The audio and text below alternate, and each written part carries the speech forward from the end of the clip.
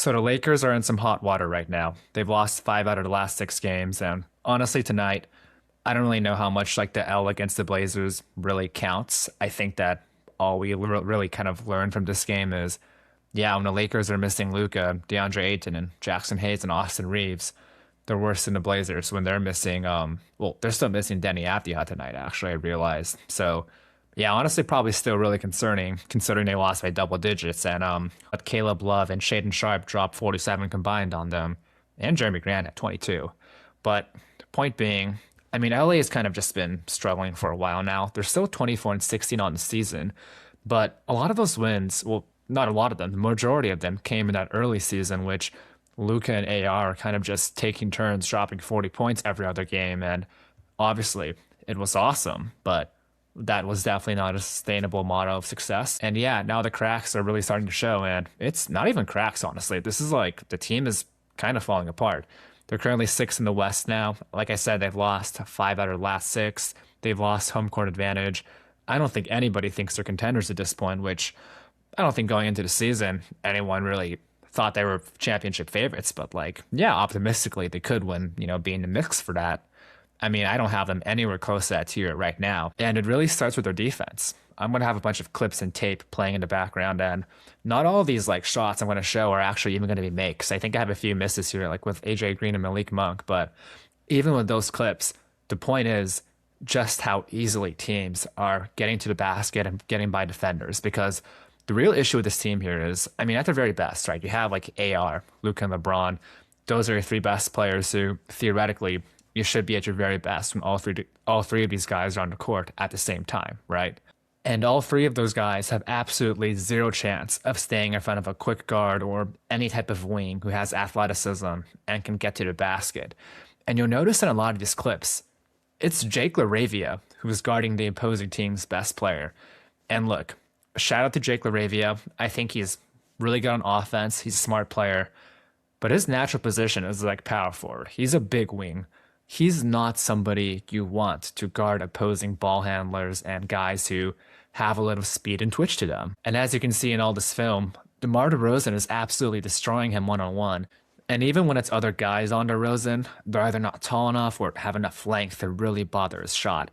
And he's just going one-on-one here and getting like these little step throughs and stuff like that. Like, I know DeMar DeRozan is still a good basketball player, but you can't let him just get all these easy looks one-on-one like this. It's not a sustainable model for your defense. And it's a similar problem for Rui Hachimura, who, again, like LaRavia, I think they're great on offense, right? Like, Rui's not a natural fit, but he's been shooting the ball well, and he's been playing, like, power forward well enough on offense.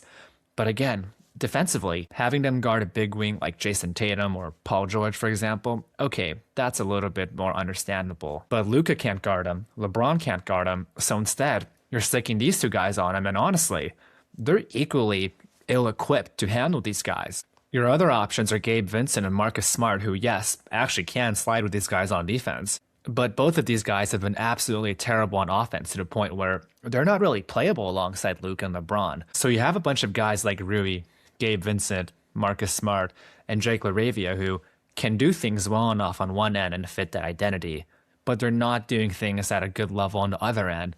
The Lakers really don't have any players that fit Luka and LeBron, and AR when he comes back on both ends. But again, even when AR comes back and you're playing LeBron, Luka, and Reeves at the same time, that's your front court, right? Those are your three guards or ball handlers or whatever. But even if Gabe Vincent, for example, remembers how to shoot again and you're able to play him 30 minutes a night instead of Rui, there's still advantages to be taken care of here, right? You still have Reeves and you still have LeBron, who, yeah, maybe you have Vincent now who can guard, De'Aaron Fox or something, or Jamal Murray. But now you have Austin Reeves and LeBron guarding players like Peyton Watson or Aaron Gordon. And you can see in these clips, like for example, in this one where KPJ just gets an absolutely easy layup on LeBron here because he's like barely paying attention. Those are still going to happen. LeBron's effort this season on defense has been appalling, honestly. And people have been talking about this for a while. So yeah, I'll admit I'm late to kind of really seriously criticizing LeBron here. But he's giving up so many baskets and open threes because he's just not really trying out there. I honestly thought LeBron could still be good on defense. I was like, yeah, if he could play like that Paul Millsap role that Millsap did for the Nuggets before they got Aaron Gordon, I was like, this team can still be good on defense because he can protect the rim and be a weak side helper and stuff like that. He's just not putting in enough effort out there. And I don't know what's going on. Maybe it's a coaching issue. I don't know. I think it's really hard to coach a guy like LeBron. I'm not in that locker room. I'm not going to give any real criticism or analysis there. But I can tell you right now, the amount of effort he's giving right now on defense is not good enough. And when you have leaders like Luka and LeBron who aren't really trying like this out there and getting blown past all the time, the rest of your team are going to give inconsistent effort as well, especially for a guy like DeAndre Ayton, who we all already know has an inconsistent motor. And speaking of DeAndre Ayton, honestly, I think the signing has been fine. I'm not going to rag on him too much. I think offensively, he has more or less been what they're looking for.